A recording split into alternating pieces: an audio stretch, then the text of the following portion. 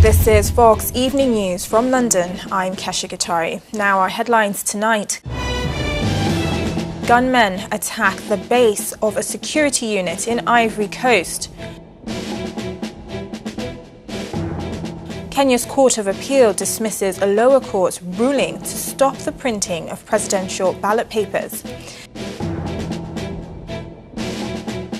And deaths linked to AIDS have halved in a decade, according to new official figures.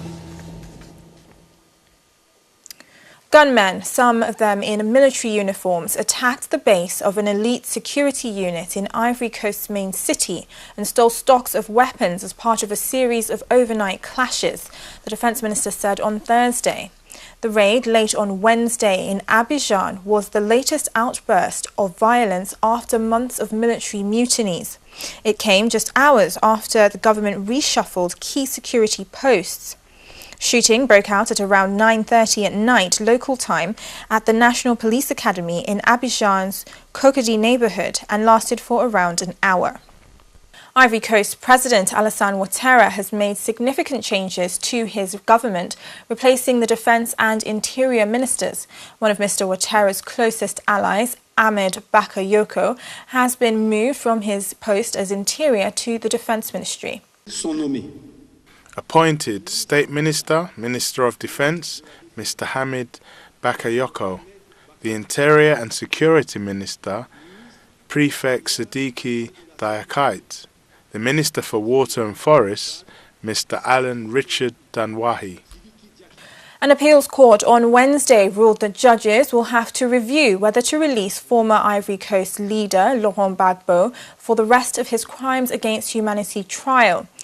The 72-year-old former president and his former militia leader have pled not guilty to 4 charges of crimes against humanity, including murder, rape and persecution in the 5 months of bloodshed that wrecked the Ivory Coast. The country descended into civil war in 2011 after Mr. Gbagbo's refusal to accept defeat to Alassane Ouattara in the presidential runoff election. About 3,000 people were killed in the conflict. Mr. Gbagbo's highly divisive trial at the tribunal in The Hague opened in January 2016. The Peace Chamber considers that the trial chamber should have considered the duration of time Mr. Gbagbo has spent in detention alongside the risk being reviewed, and it should have determined whether, all factors being considered, Mr. Gbagbo's detention continues to be reasonable. The Peace Chamber therefore finds that the trial chamber erred.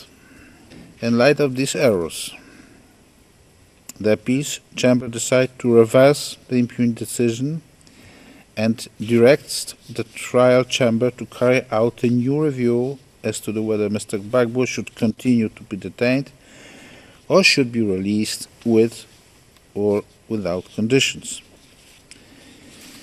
Until this matter has been so decided, Mr. Gbagbo shall remain in detention.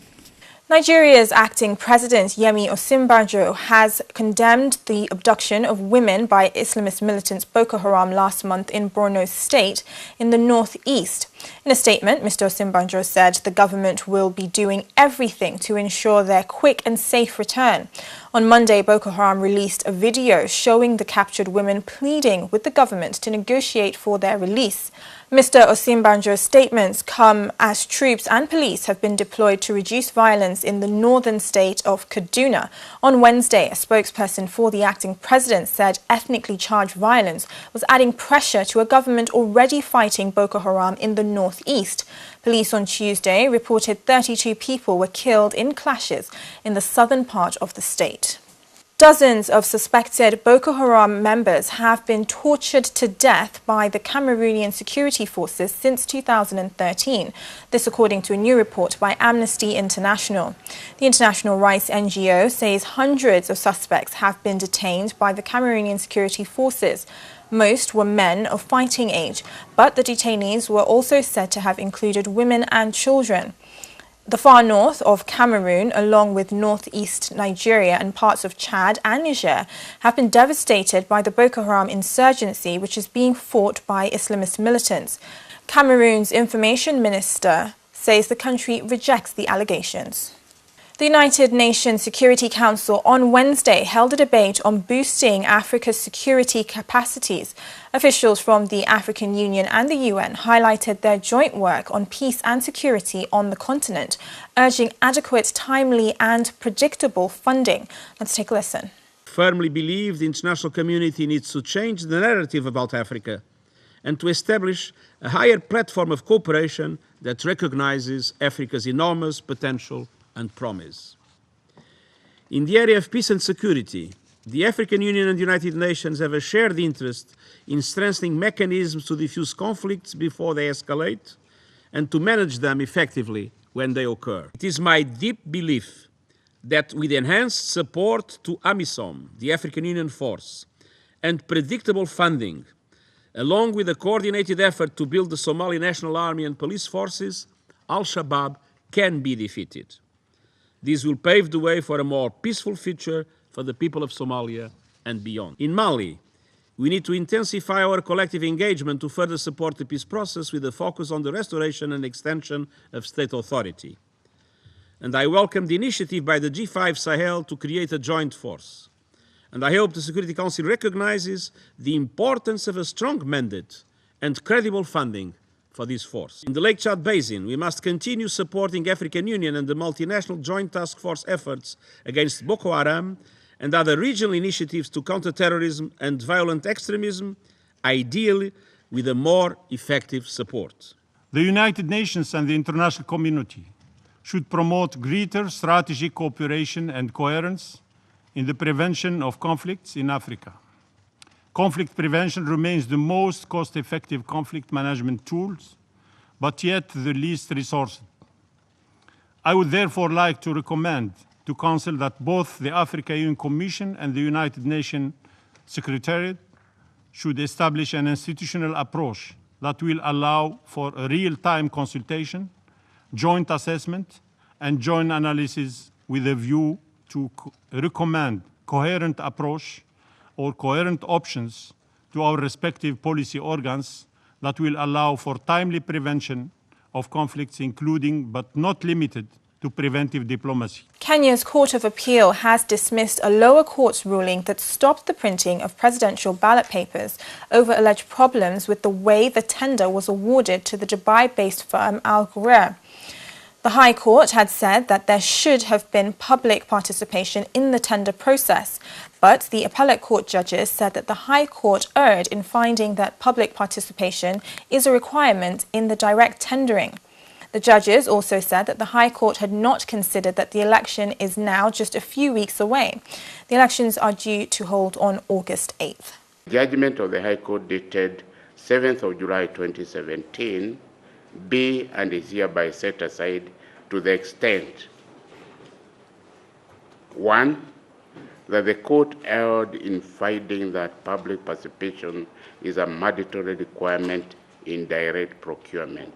The court erred in granting the orders of certiorari and mandamus without due weight and consideration to public interest and the statutory regulated timelines for the tendering process embodied in regulations 36, 40, 46, 54.5 of the 205 procurement regulations. The upshot is that the orders of certiorari and mandamus issued by the High Court be and are hereby set aside, and A, for avoidance of doubt, the constitutional date for this year's general elections is 8th of August 2017. Zambia's detained opposition leader has marked 100 days in prison by speaking out about the inhumane conditions prisoners are being held in. Akahinde Hichilema was arrested after a convoy he was travelling in allegedly got in the way of the presidential motorcade. He is facing treason charges following the incident. Mr. Hichilema, who is now in a maximum security prison, wrote on his Facebook page that regardless of the crimes inmates committed, they needed to be treated in a humane manner and in accordance with local and international conventions regarding the treatment of people and respect for human rights. Plans to suspend the granting of applications for prospecting and mining rights, as well as any renewals, are in place in South Africa, pending a court case to review new mining laws. Speaking on Thursday, Mineral Resources Minister Mosebenzi Zwane said the moratorium would ensure that any applications are concluded in terms of the 2017 Mining Charter. The Chamber of Mines applied to the High Court to prevent the implementation of the Mining Charter, which includes raising the level of shares Afro-South Africans should own in mining firms.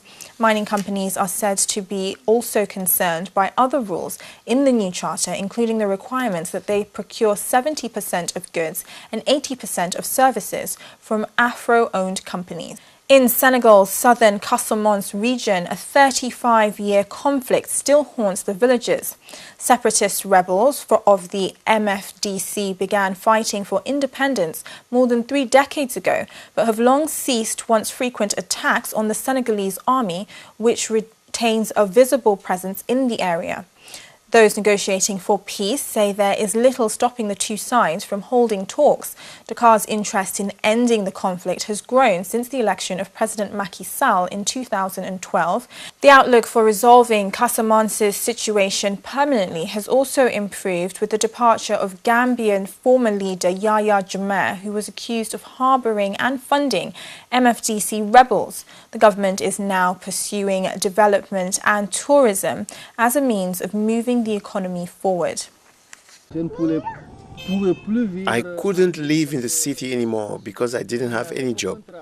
I came back here so I could go and work in the fields, in the rice field, to feed my children. It's really hard, you know. The situation is not completely safe, but if I die, at least I'll die at home, because that's the only place I know.